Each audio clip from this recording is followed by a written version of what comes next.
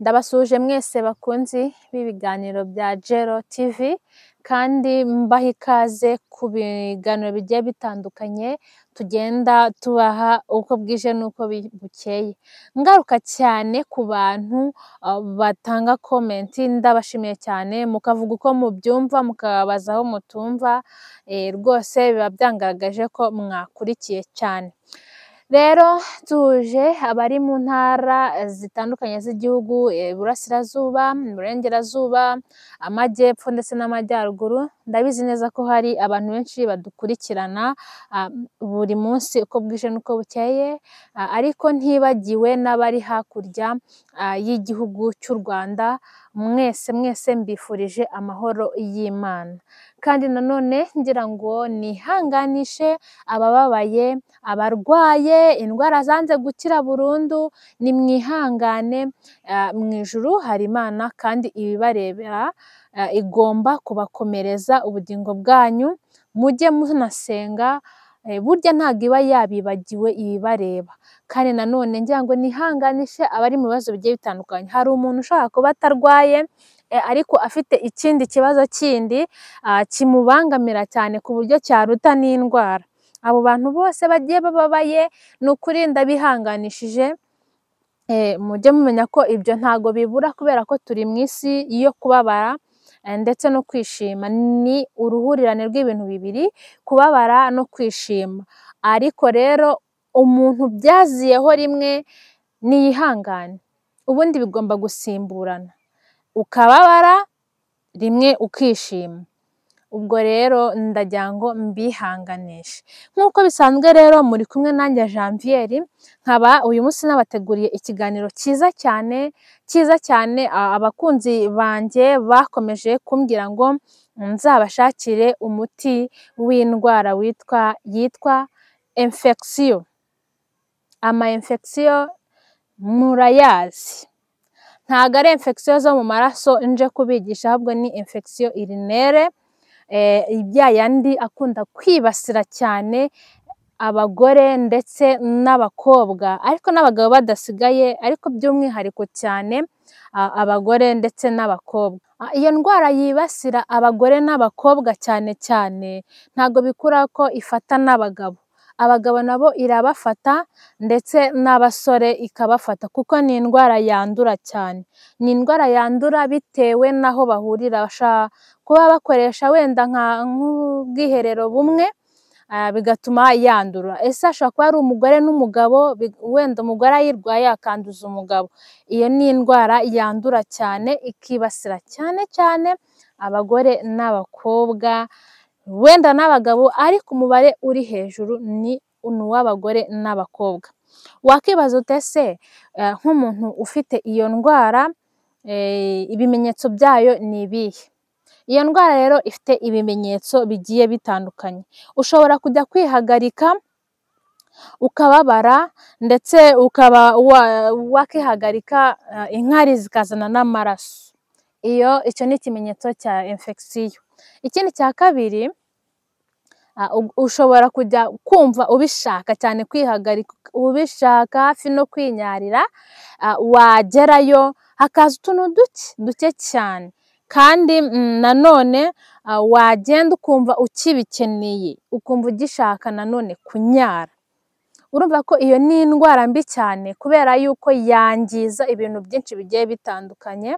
Ariho abenshi bakunda kumva bari kuribwa mu kiziba cy'inda, hari kubababaza. Iyo ndwara ni mbi rwose. Noneho ikindi kimenyetso nakivuze nicyo kubabara mu kiziba cy'inda cyane, ukumva uri kokerwa. Iyi ndwara rero iyo yageze ku mpyiko, iyo yakurenze nyine, ibi bimenyetso byose byarabaye, ushobora no kuba ntunabibone ntunabyiteho, wowe ukagira ngo ni indi ndwara yindi urwaye. Ariko iyo aba ari infection, nyabuneka mujya kwa muganga babapima indwara. Nibamara kubapima mumenye uko mwivuza, wivure cyangwa se wivuze uzi icyo urwaye. Ubundi umubiri wacu ukuntu uteye, ni ukuvuga ngo iyo ubayeho impinduka, nyabuneka jya wihutira kujya kwa muganga. Ngiye kubabwira iyi miti ntabwo aba ari ukubabuza kujya kwa muganga, ahubwo njyewe mba ndi kuyibabwira kugira ngo niba hari umuntu wigeze ajya kwa muganga bakamubwira ko arwaye iyi ndwara, wenda bakamuha imiti ntikire neza, cyangwa se bakamuha imiti ntagire ikintu na kimwe imufasha, cyangwa se igakira hanyuma ikazagaruka, wakifashisha uyu muti. Byaba byiza cyane ugiye wivura wamajije kumenya neza ko iyo ndwara uyirwaye. Ntiwumva ati ese niba mfite biriya bimenyetso buriya nta kindi ndwaye ni ama infection. Yego, ariko mwibuke ko hari indwara nyinshi zigiye zihuje ibimenyetso. Niyo mpamvu niba ubonye ibi bimenyetso bimeze gutya, wikihutira guhita ufata uyu muti nkubwiye mbere utari wamenya yuko iyo ndwara uyifite. Niba ubibonye banza ugane ku kigo nderabuzima babanze bagupime, making sure ko ugiye gufata uyu muti iyo ndwara uyizi neza ko ariyo. Apana guhita ubona ibimenyetso ngo okay, ko bavuze ibimenyetso bimeze gutya na gutya reka mpite mfata uyu muti. Oya, hari indwara nyinshi zigiye zihuje ibimenyetso. Rero iyo iyi ndwara ya infection yo yakurenze ikagera ku mpyiko, nibwo utangira guhinduka uruhu rugahinduka, ugahora ufite imbeho, ugahora ukonje, rimwe na rimwe ugahinda umuriro. Uwo muriro wamara kuwuhinda ukazana n'ibyuya, ibyo byuya kandi nanone bikaba bikonje. Iyo ndwara yakurenze yarageze ku mpyiko ni uko nguko bigenda, uhinda umuriro, ukagira ubushyuhe bwinshi cyane, ukumva muri wowe uri kwaka, ariko noneho ibyuya wazana ukumva birakonje cyane wagira ngo ni amazi bakumennyeho. Ugomba rero kwihutira kujya kwa muganga ukabanza ukamenya icyo urwaye ukabona gukoresha uyu muti. Ngiye kubabwira uwo muti rero ni umuti woroshye cyane, ni umuti wabona ahantu hose. Nkunda kuvuga imiti itagomba kugufata urugendo rurerure ugiye kuyishaka. Ni igiti rero cya cyprès, murazizi, abantu benshi bakunda kuzishyira ku rugo bakazikoresha urugo. Kiriya giti rero ni umuti ukomeye cyane kubera yuko nicyo giti kizagufasha gukira infection utarinze ujya gutonda imirongo kwa muganga, utarindiriye gufata urugendo rurerure ujya gushaka umuti. Kiriya giti rero nta hantu hamwe utagisanga. Nimba utagifite iwawe ku rugo rw'iwanyu, ntabwo uzatera nka metero 10 utari wabona ahantu icyo giti kiri. Uzawutegura gute rero? Uzafata amazi uyabize neza, abiremo, ushyiremo nyine bya biti bya cyprès. Bivuga ngo wenda uzafate nka litiro nk'eshatu, ufate nk'ibiti bingana gutya. Bigira udushami, ntago bigira amababi. Cyprès murayizi, ntago igira amababi ngo uzacaho amababi. Oya, uzafata n'ibiti byose ukate, ntuzabisekure, uzarambike mu mazi gutya maze bibiri. Nibimara kubira, uzashaka ukuntu bikura ku ziko maze ubitereke bihoreho gakeya. Ntuzatume bihororomba, uzareke bihoreho gakeya. Hanyuma ufate ibase cyangwa se indobo cyangwa se ikindi kintu kindi wateguye ubisukemo byose na bya biti birimo. Noneho uzicaraho, cyangwa se uzicara kuri ya ndobo cyangwa se ku ibase cyangwa ahandi hose wateguye. Hanyuma wa mwotsi se cyangwa se wa mwuka wa cyprès ndetse na ya mazi ashyushye bikuzamukireho. Ibyo bintu uzabikora mu minsi 5 yonyine, uzumva impinduka. Bwa buribwe wagiraga ntabwo uzabwumva, uzumva ko byahindutse neza, ku buryo uzaha n'abandi bantu uwo muti ukavuga ati mujye mukoresha uyu muti rwose urakora. Rero ntabwo ari ukuvuga ngo ubikoresha ari uko urwaye gusa. Noneho no ku muntu utarwaye uyu muti agomba kuwukoresha. We awukoresha ate rero? Ntabwo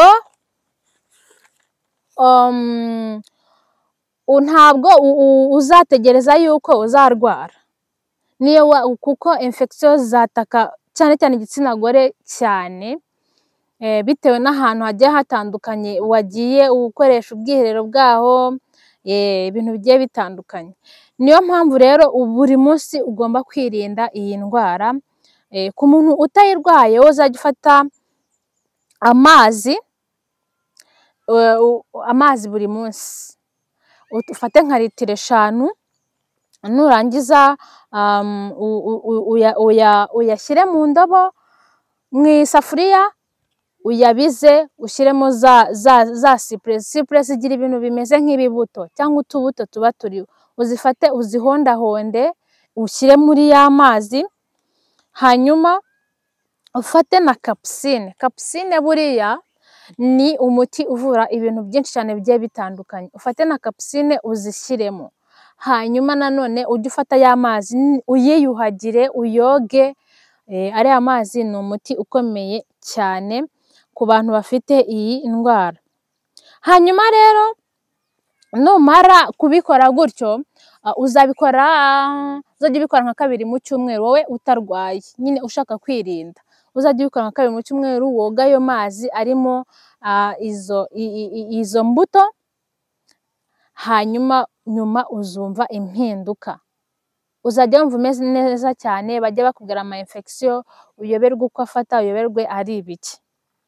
Ni umuti woroshye cyane rero, mushakashake n'imbaraga kugira ngo mukire, mwirinde izo ndwara. Infection nimbi zishobora gutuma utabyara, zishobora gutuma urwara indwara nyinshi zigiye zitandukanye zo mu nda. Muzirinde mu gihe mugifite ubuzima buzima. Niyo mpamvu rero ngomba kubabwira umuti kugira ngo mwirinde, mutazabura urubyaro, mutazarwara indwara zigiye zitandukanye ngo sinababwiye umuti. Ngira ngo rero mwumvishije uwo muti, ni cypress navuze, n'ukuntu bikoreshwa byose mwabyumvishije. Ngira ngo nibutse abakunzi banjye bakunda kumpamagara bambwira ngo nimbakorere umuti, ngo mbarangire aho nkorera. Njyewe ntago nkora umuti, ahubwo ndawuvuga hanyuma nkababwira mukawushaka, kuko ni ibintu biba byoroshye, ntago wabibura aho waba uri hose. Ngira ngo nyine mbibutse yuko mbarangira umuti, ntago nywukorera mu rugo ngo wenda ngo muzaze kuwutora mu rugo, oya, ndawubarangira hanyuma namwe mukawukora, kuko ni ibintu biba byumvikana kandi byoroshye. Murakoze cyane rero, ndabakunda, mukomeze kugira ibihe byiza kandi mukomeze mwirinde indwara mbere yuko ibataka, kuko burya kwirinda biruta kwivuza. Imana ibahe umugisha rero, murakoze.